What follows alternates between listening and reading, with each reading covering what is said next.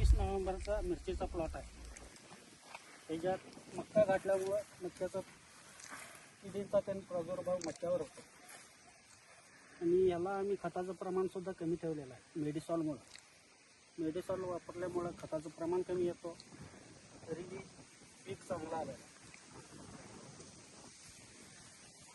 की शेतकरी आहेत मांजरेकरचा प्लॉट एकदम चांगला आलेला आहे.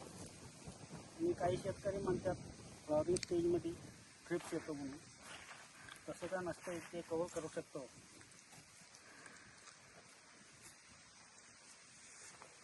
वापरल्यामुळं चांगलं झालं. मेडिसिन वापरल्यामुळं प्लॉट एकदम बेस्ट आले आहे.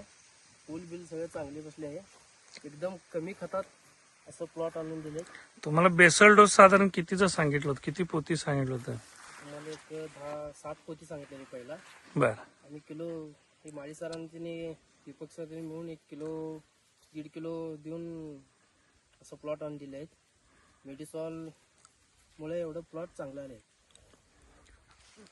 बाकी माळी सर साधारण बेसल डोस वगैरे किती घालावा लागतो सुरुवातीला? आपण किती घातला काय काय? तरी बी सुद्धा सर बेसल डोस सुरुवातीला घालायचं म्हटलं की एक 12-13 हजारचा बेसल डोस.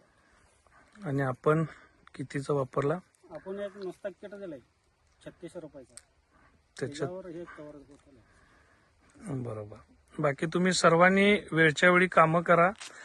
साईडला तुम्हाला साड्या लावला तर साड्याचाही तुम्हाला फायदा होतो. साड्यामुळं काय होतं की वेगवेगळ्या कलरच्या साड्या लावल्यामुळं त्या किडींना ते एकदम डिस्टर्ब करतात आणि ती किडी चमकल्यामुळं, साड्यांच्या वेगवेगळ्या कलर चमकल्यामुळं प्लॉटमधून किडी हे परावर्तित होतात.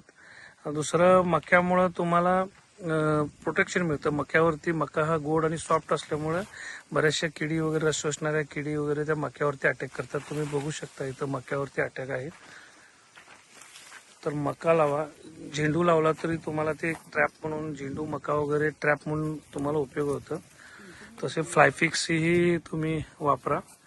आणि साधारणपणे आपण कमी खर्चामध्ये व्हायरसपासून मुक्तता, परत आपण चांगलं उत्पादन घेऊ शकतो. जनरल लोकांचं म्हणणं असतं की थंडीमध्ये हा प्रॉब्लेम येतो की ग्रोथ होत नाही वगैरे वगैरे, ह्या सगळ्या गोष्टी असतात.